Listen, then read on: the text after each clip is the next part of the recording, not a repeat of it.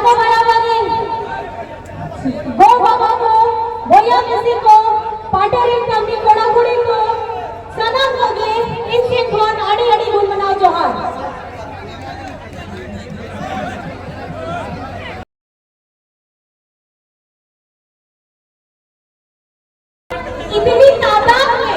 इतनी तादाद में लोग यहाँ बैठे हैं कि ये टेंट भी छोटा पड़ जा रहा है। मुझे लगता है कि कोडरमा के आज इस मैदान में तीसरी में आप लोगों ने ये जवाब दे दिया है, आप लोगों ने ये प्रमाण कर दिया है कि हमारे यहाँ का सांसद कैसा हो। तो आप ही जवाब बताइए, आपका सांसद कैसा हो? आपका सांसद कैसा हो? आपका सांसद कैसा हो?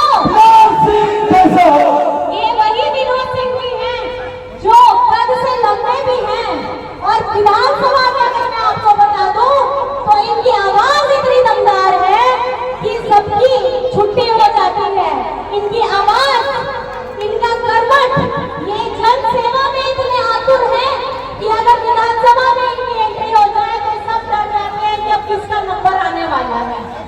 क्योंकि आप लोगों की बात, अपने लोगों की बात, अपने जनहितों लोगों की बात अगर करनी है तो आपके लिए यहाँ पे विनोद सिंह जैसा जो यहाँ व्यक्ति खड़ा है, आपका भाई खड़ा है, आपका बेटा खड़ा है, आपका दादा खड़ा है, इससे बढ़िया व्यक्ति कोई हो ही नहीं सकता। कोडरमा में जिसकी आवाज विधानसभा में पहुंचती है लोगों के हितों के लिए, वो आप लोगों की आवाज पहुंचाएंगे संसद में। क्या यहाँ की जनता तैयार है? आप लोग सारे मेरे भाई बहन जितने भी आए हैं, आप लोग तैयार हैं? अपनी आवाज को मजबूत बनाना है कि नहीं बनाना है?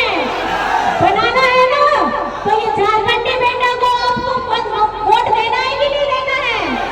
देना है ना?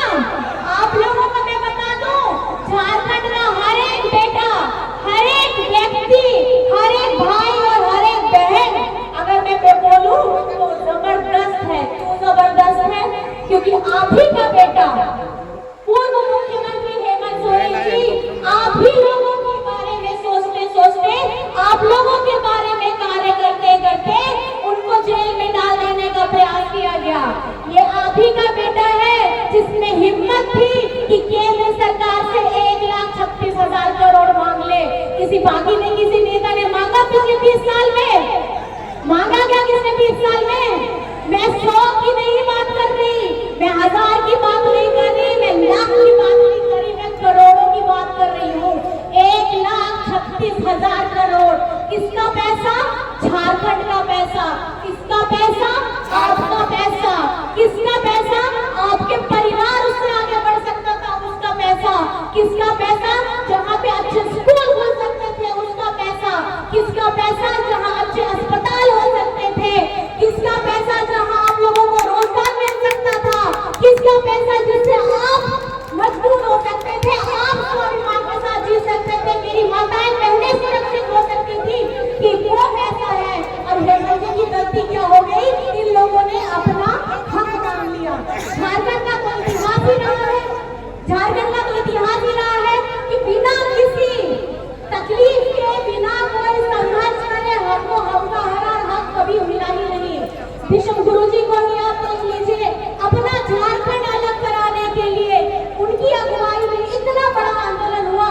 पहले सोचा कि कौन है, झारखंड क्यों अलग कराना है, अपना हक किस लिए लेना है? किसी ने सोचा था कि आज हम झारखंड में खड़े होकर, किसी ने सोचा था? झारखंड का मान लेकर के आज हम अपने हक अधिकार के लिए खड़े थे।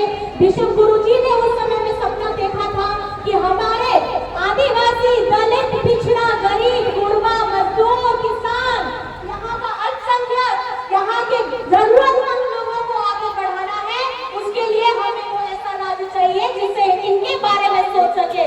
लेकिन किसी ने भी इसके बारे में सोचा नहीं। वो आप ही का, इस धरती की माटी का ही बेटा था विश्व गुरु शिव सोरेन जी, जिसको आपने, यहाँ के लोगों ने मिलकर के उनको बनाया है विश्व गुरु जी। क्या आप उस बात से वाकिफ रखते हैं कि नहीं रखते हैं? हमारे जितने आदिवासी भाई बहन हैं उनके लिए तो वो भगवान है कि नहीं है? है कि नहीं है?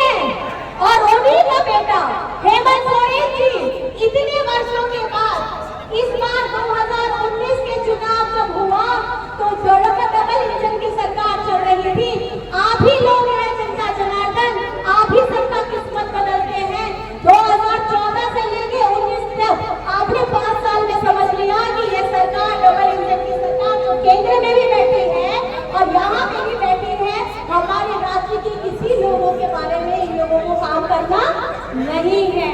इन्होंने हमारे आदिवासी भाइयों को जेल में डालने का काम किया जो धरना प्रदर्शन करते थे। हमारे यहाँ के रोजगार को छीन करके दूसरे राज्यों को भेजने का काम किया।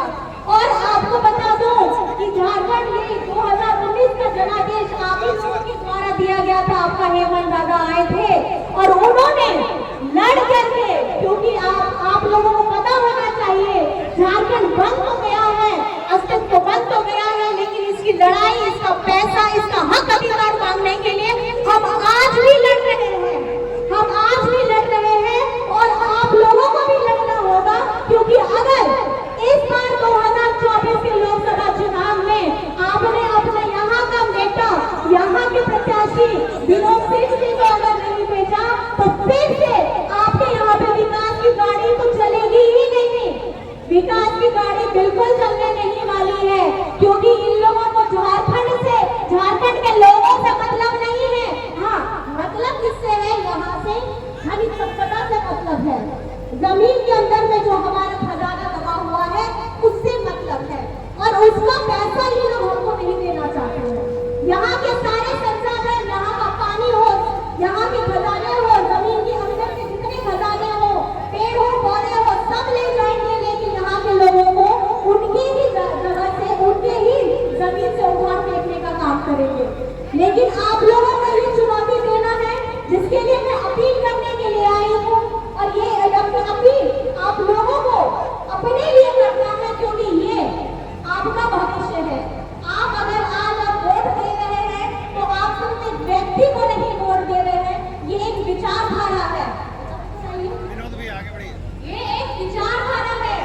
ये आप इनके व्यक्तित्व को देखिएगा। ये व्यक्ति कभी भी जाति का, पार्टी का, इनका ये नेता नहीं बनता है। ये गरीब कुर्बान का नेता बनता है। बनता है कि नहीं बनता है? ये मजदूरों का नेता बनता है। बनता है कि नहीं बनता है? ये आदिवासियों का नेता बनता है। बनता है कि नहीं बनता है? जरूरतमंद का बनता है कि नहीं बनता है?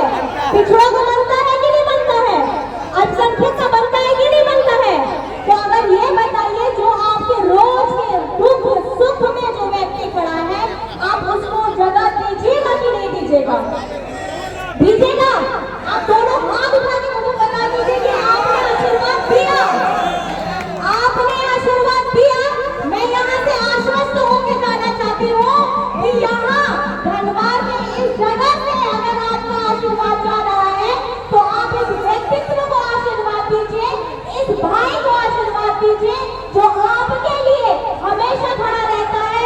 और इसकी मैं बात अगर आपको करूँ, जितना मैं जानती हूँ, विधानसभा में अगर गूंजती है किसी की आवाज तो वो है विनोद सिंह जी। कौन है? कौन है? कौन है? संसद किसको भेजना है? कहाँ से भेजना है? कहाँ से भेजना है? कहाँ से भेजना है?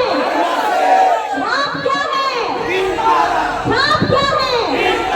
छाप क्या है? छाप क्या है? तारीख कौन सी? कौन सी तारीख? कौन सी तारीख? कौन सी तारीख? याद रहेगा कि नहीं रहेगा? सबको याद रहेगा। आज जिस गर्मी से आप लोग तपिश में यहाँ पर में आए हैं, अपना हक देने के लिए आए हैं, अपने हक की लड़ाई लड़ने के लिए आए हैं, तो मतदान के दिन आप लोगों को घर में नहीं बैठना, इसका वादा करिएगा। ईवीएम मशीन में इनका नंबर आपको 7 नंबर में देखना है। कितना नंबर में देखना है? कौन सा नंबर में? और आप मुझे छाप बता दीजिए। कौन सा छाप? 3 तारा। ठीक है? हाँ, झंडे में 3 तारा। झंडे कभी नहीं लगा देंगे क्या?